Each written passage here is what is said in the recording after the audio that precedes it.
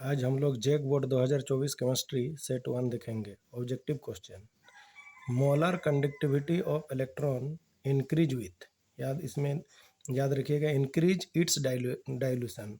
अगर इसका डाइल्यूशन बढ़ाएंगे तो मोलर कंडक्टिविटी क्या होगा, बढ़ेगा।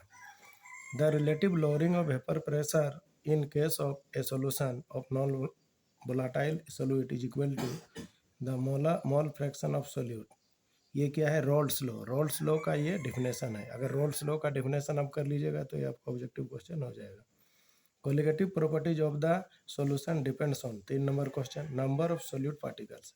कोलिगेटिव प्रॉपर्टीज किसमें डिपेंड करता है, दिमाग में रखिएगा, नंबर ऑफ सोल्यूट पार्टिकल्स पर डिपेंड करता है। Osmotic pressure of the solution can be increase with increase the temperature of the solution. देखिए, ऑस्मोटिक प्रेशर का फॉर्मूला CRT, टेम्परेचर के साथ ऑस्मोटिक प्रेशर डायरेक्टली प्रोपोर्शनल है। अगर टेम्परेचर बढ़ेगा तो ऑस्मोटिक प्रेशर बढ़ेगा।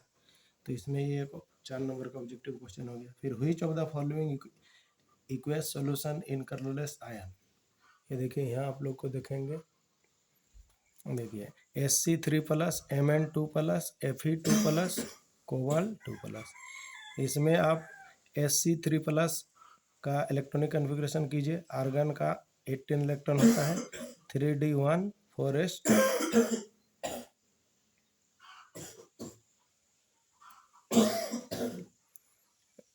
एस में 2 इलेक्ट्रॉन आपका चल जाएगा और यहाँ डी का भी 1 इलेक्ट्रॉन चल जाएगा, क्योंकि 3+ है। तो डी में कितना बचा, 0।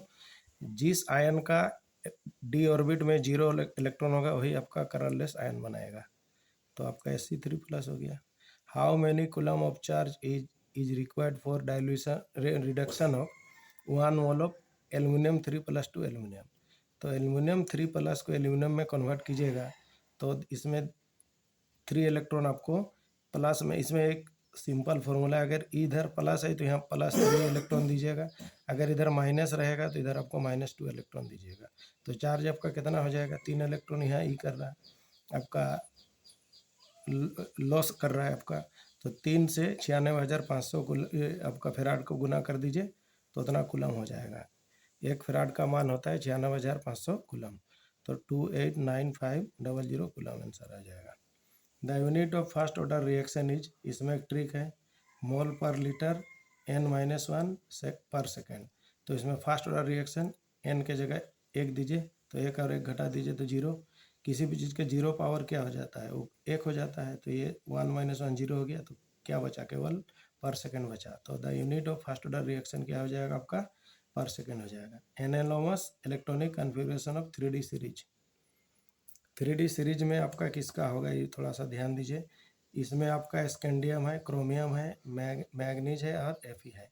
इसमें analogous electronic configuration 3D series में आपका होता है क्रोमियम और कॉपर, क्योंकि इसमें आपका डी में कितना इलेक्ट्रॉन होता है, 4 इलेक्ट्रॉन के जगह D5 हो जाता है और कॉपर में 9 के जगह 10 हो जाता है, इसीलिए एनालॉगस में आपका क्रोमियम आएगा।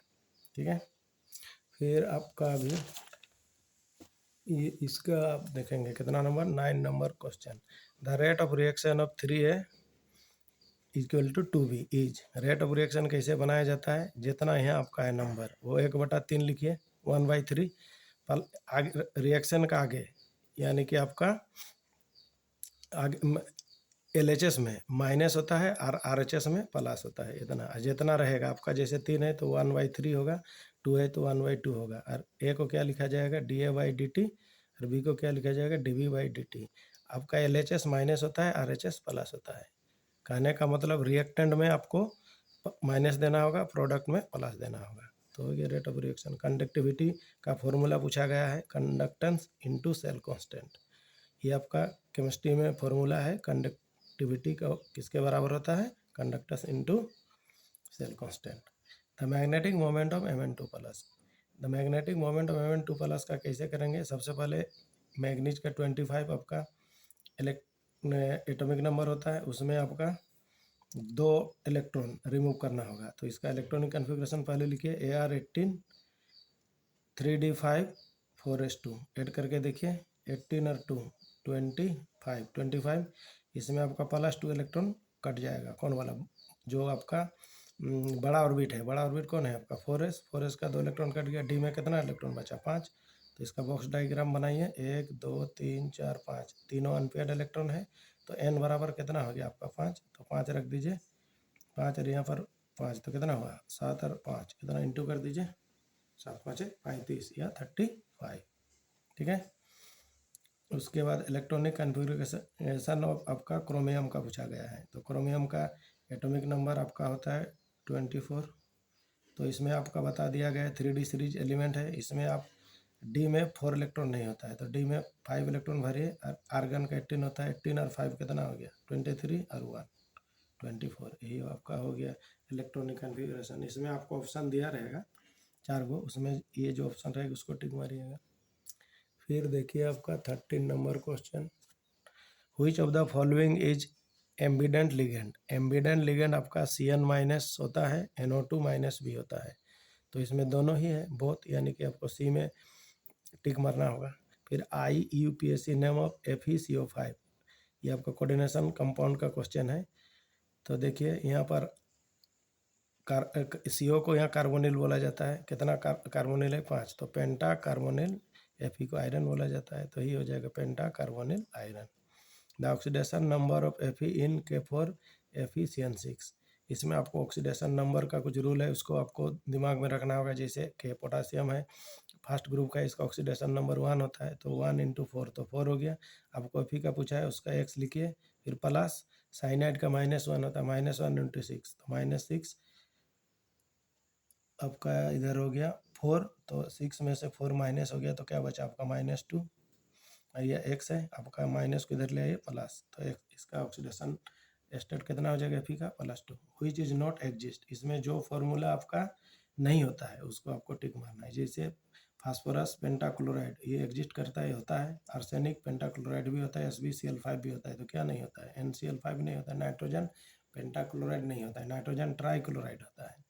तो इसमें टिक मार दीजिए। फिर देखिए आपका 17 नंबर क्वेश्चन। 17 नंबर में आपका केलेमाइन इज द और ऑफ Zn। ये तो आपको और चैप्टर में पढ़ना होगा। केलेमाइन किसका और है Zn का, क्योंकि केलेमाइन का फॉर्मूला होता है ZnCO3, तो Zn का ही और होगा। फिर देखिए which of the following is dibasic acid. इसमें देखिए H3PO3, H3PO2, H3PO4। इसमें आपका शॉर्ट वीडियो में n फैक्टर वाला आपको बता दिए हैं। उसमें देखिए H3PO4 आपका ट्राइबेसिक है, H3PO3 आपका डाइबेसिक है, H3PO2 आपका मोनोबेसिक है। तो आपका कौन डाइबेसिक हुआ H3PO3। इसका n फैक्टर आपका 2 होता है, इसका n फैक्टर आपका 3 होता है, इसका n फैक्टर आपका 1 होता है। हो गया। Which of the following formed colourless compound. Colourless compound वही बनाएगा जिसका D में आपका 0 और 10 नहीं होगा, वही आपका कलरलेस कंपाउंड बनाएगा। जैसे इसमें इसका भी देखिएगा डी में 0 आएगा, इसका देखिएगा डी में आपका 10 आएगा, इसका भी देखिएगा डी में आपका 0 आएगा। तो ये इसका देख लेते हैं हम लोग Mn2+ का। Mn का 25 होता है, 25। ये आर्गन 18 और 2 आपका हो गया 20 और 5 25। तो इसमें आपका डी में 5 इलेक्ट्रॉन बच रहा है, 0 और 10 तो नहीं है, इसीलिए Mn2+ आपका कलरलेस कंपाउंड, कलर्ड कंपाउंड बनाएगा। कलरलेस नहीं, कलर्ड कंपाउंड बनाएगा। Which of the following is transition element. Transition element इसमें से कौन है। इसमें देखिए transitional element D block element को कहा जाता है। Hg भी आपका डी ब्लॉक एलिमेंट है, कैडमियम भी डी ब्लॉक एलिमेंट है, Fe भी डी माने डी ब्लॉक एलिमेंट है, और Zn भी डी ब्लॉक एलिमेंट है। इसमें एक एक्सेप्शन है, जिसका आपका डी में 10 इलेक्ट्रॉन होगा वो आपका ट्रांजिशन एलिमेंट नहीं होगा। तो Fe का इलेक्ट्रॉनिक कन्फिग्रेशन करके देखते हैं। Fe का क्या होता है 26 का हो जाएगा आपका आर्गन 18 4 3d6 4s2। तो 18 26 आपका डी में कितना आ गया 6, यानी कि Fe ट्रांजिशन एलिमेंट होगा। Zn का इलेक्ट्रॉनिक कन्फिग्रेशन कीजिएगा, देखिएगा डी में 10 इलेक्ट्रॉन आएगा। डी में 10 इलेक्ट्रॉन आया तो ट्रांजिशन एलिमेंट में नहीं आता है। ठीक है। फिर आपका 21 नंबर क्वेश्चन आप देखेंगे, which of the following is electronic configuration of Fe2+। Fe2+ मान Fe का 26 होता है, 26 में 2 इलेक्ट्रॉन रिमूव हो जाएगा, तो 24 वाला इलेक्ट्रॉनिक कन्फिग्रेशन देखना होगा। तो आर्गन का 18 होता है, और डी में आपका 4 नहीं होता है, तो डी में आपका कितना होना चाहिए 5। तो आपका यहाँ पर Fe3+ का पूछा गया क्वेश्चन, अब कर रहा हूँ है यहाँ Fe3 में आपका 26 में 3 चल जाएगा तो आपका कितना बचा 23, तो 18 और 5 23 हो गया आपका। यही आपका इसका इलेक्ट्रॉनिक कन्फिगरेशन होगा। 4s2 में जो इलेक्ट्रॉन होगा 2 आपका 2 और डी से आपका एक इलेक्ट्रॉन ही हो जाएगा, रिमूव हो जाएगा। ये हो जाएगा आपको which of the following is the electronic configuration of Fe3+। तो पहले इसका पूरा इलेक्ट्रॉनिक कन्फिगरेशन आप लिख लीजिए। Fe का इलेक्ट्रॉनिक कन्फिगरेशन होगा आपका AR 18 3D6 4s2। तो यहाँ से आप 2 इलेक्ट्रॉन ले लीजिए, यहाँ से 1 इलेक्ट्रॉन ले लीजिए, तो डी में कितना बचना चाहिए 5, तो ही वाला आपका सी नंबर आंसर हो जाएगा। Conc HNO3 is prepared by which method. Ostwald process में आपका नाइट्रिक एसिड बनाया जाता है। CH3 CH2Br को एक्वस KOH के साथ गर्म करेंगे तो ये एक्वस KOH रहेगा तो K और Br निकल जाएगा, तो बचेगा आपका क्या CH3 CH2OH, तो यही आपका आंसर हो जाएगा। IUPAC नेम ऑफ आपको इस दिया गया है ये वाला, तो इसमें आपका क्लोरीन है और आपका ब्रोमीन भी ब्रांच में है, तो इसमें आप ध्यान दीजिएगा क्लोरीन ब्रोमीन से आगे होता है। तो आपका 1 नंबर यहाँ से गिनती कीजिए, 1, ये हो गया 2, फिर हो गया 3, ये हो गया 4, ये हो गया 5, ये हो गया 6। तो अब इसमें 3 में ब्रोमीन है तो 3 ब्रोमो, 1 में आपका क्लोरो है तो 1 क्लोरो, और ये आपका साइक्लिक कंपाउंड है साइक्लो, फिर ये 1 2 3 4 5 6 हेक्स, डबल बॉन्ड कहाँ पर है 1 में तो 1 इन, 3 bromo 1 chloro cyclo hex 1 in. Phenol react with Zn, phenol को अगर Zn डस्ट के साथ रिएक्शन करेंगे तो क्या बनेगा बेंजीन। ये भी आपका ऑब्जेक्टिव क्वेश्चन कंप्लीट हो गया। तो फिर हम लोग देखेंगे अभी 26। The synthesis of alkyl fluoride is best acknowledged by Swarts reaction. Swarts reaction में आपका एल्काइल ब्रोमाइड को रिएक्शन कराया जाता है। The IUPAC name of CH2 double bond CH single bond CH2 CH2 CH3, इसमें अल्कोहल भी आपको ब्रांच में दिया गया है। तो सबसे पहले इसका हम लोग लंबा चेन तो ही होगा, ये लंबा चेन हो गया आपका, और इसमें आपका डबल बॉन्ड पहले किधर दिया इधर, तो इधर से नंबरिंग कीजिए 1 2 3 4 5। 2 में आपका अल्कोहल है तो पेंटेन लिखिए, 1 नंबर में आपका डबल बॉन्ड है तो 1 इन पेंट 1 इन 2 ऑल, इसमें अल्कोहल पेरेंट नेम होगा आपका, पेंट 2 इन, आपका 2 में अल्कोहल है तो 2 ऑल, पेरेंट नेम अल्कोहल होगा क्योंकि अल्कोहल आपका डबल बॉन्ड से पीरियोडिक टेबल में बड़ा होता है।